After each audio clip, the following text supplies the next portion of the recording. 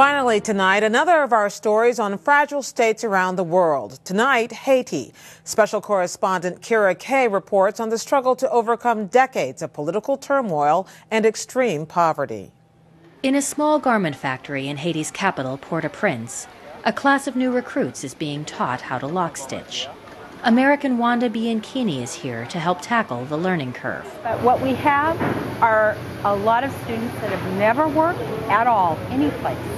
They need to learn everything, from the work ethic to running the machines to sewing to threading. The very first day, they were a little intimidated by it. This initiative is being funded with U.S. government dollars. It represents a significant rethink of foreign aid, harnessing the potential of the private sector to rebuild a fragile country, alongside more traditional humanitarian assistance. 20-year-old Rosaline Menord never went to school and can't read, but she's hoping a job in Haiti's garment industry will change her life and improve her country, too. I like what they are teaching us, and I hope they can keep doing it for a long time because there are a lot of young people in the streets without jobs. Haiti is still a struggling country, to be sure, but for the first time in years, there is a palpable feeling of hope here. And ground zero is this industrial park, where factories mothballed during years of instability are now being brought back to life. The goal is to create tens of thousands of jobs as fast as possible. From the 1960s through the 1980s, under the dictators Papa Doc and his son Baby Doc Duvalier, Haiti was known for assembling garments for the U.S. market, including stores like Sears and JCPenney. But after the ouster of the Duvaliers, the country spiraled into chaos, coups and street violence from within, and a United Nations economic embargo enforced by U.S. warships. Investors fled. So did thousands of Haitians, many heading for U.S. shores in rickety boats. By 2006, Haiti had hit a miserable low point. It was really a war zone. Factory owner George Cecine remembers the gang violence that spread from a nearby slum to his factory walls. Bullets coming through the roof, hitting workers. The last one was sitting right here, as a matter of fact, and we just fixed the hole. And every time it was a panic, and production suffered, and after a while I was losing too much money, so I had to close. But just as Cecine was closing his doors, the tide started to turn. The election of President René Préval reduced political strife and brought in a series of reforms. With Préval's blessing, a United Nations peacekeeping force already in the country resolved to get tough on the crippling gang violence, even taking casualties. Within months, the urban warfare had largely stopped. Haiti's population has mostly accepted the peacekeepers, especially the Brazilians, whose own experience with city slums helped them understand the job here.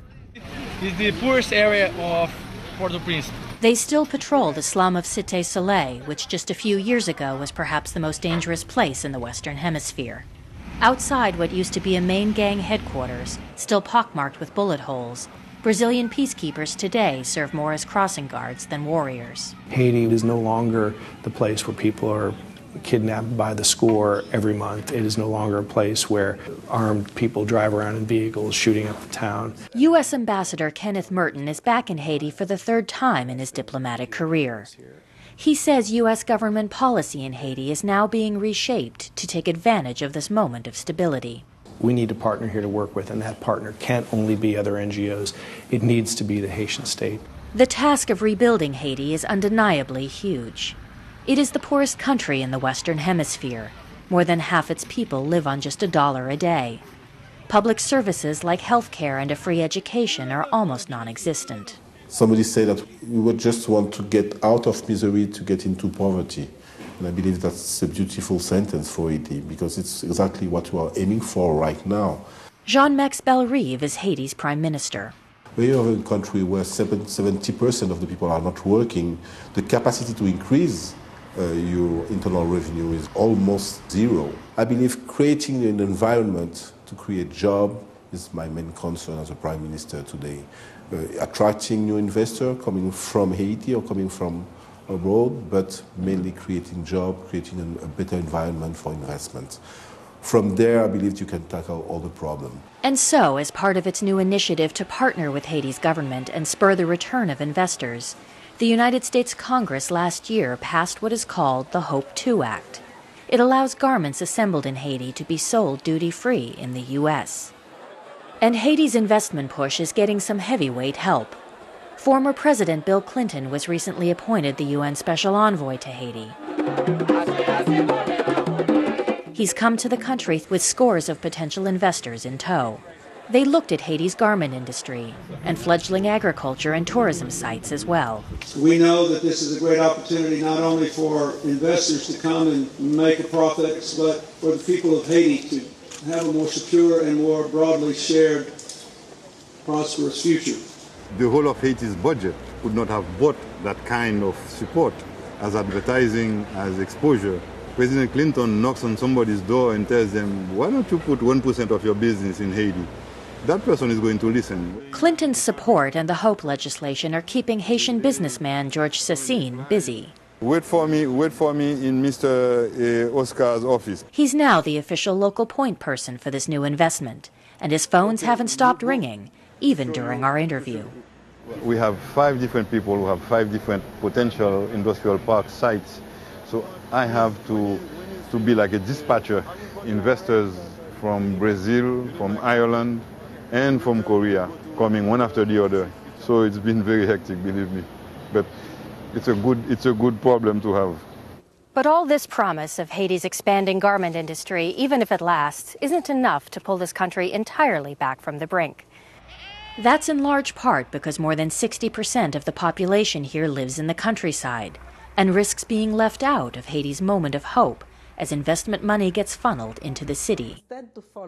Yolette Etienne is a longtime grassroots organizer in Haiti. Everything should be done to improve the land and to see how that can be used and that can be developed in a more rational way.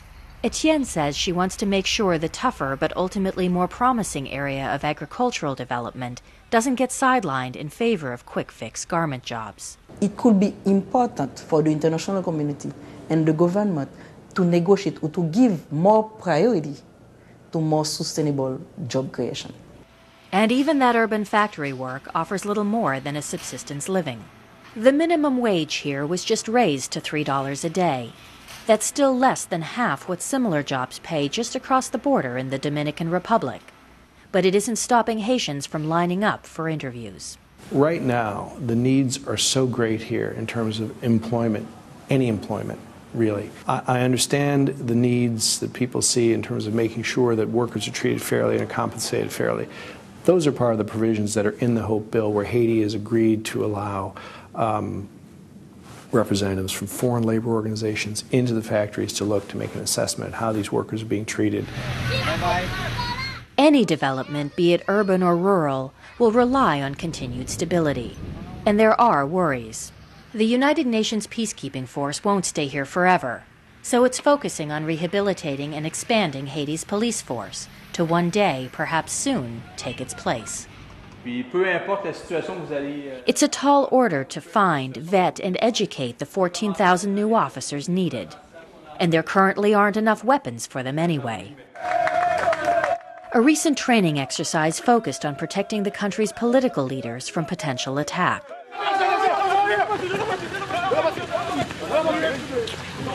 The exercise highlights fears of political instability here, and tensions have indeed heightened recently. 15 political parties, including that of deposed but still popular former President Jean-Bertrand Aristide, were banned from elections coming up next February. Election periods in Haiti have often been turbulent periods. If we have serious problems with the election results that give to, say, potential investors the perception that Haiti is perhaps entering another period of instability, that will cost Haitians dearly, I'm afraid. U.S. Ambassador Merton says bluntly, Haiti doesn't have many more chances to get this right. We really need them to understand that this may be the last time that they are going to have this level of international community interest and willingness to help out, particularly financially, quite honestly. Is this maybe the last time donors are really going to put so much effort into Haiti? I think so. I think so. The situation has become so critical.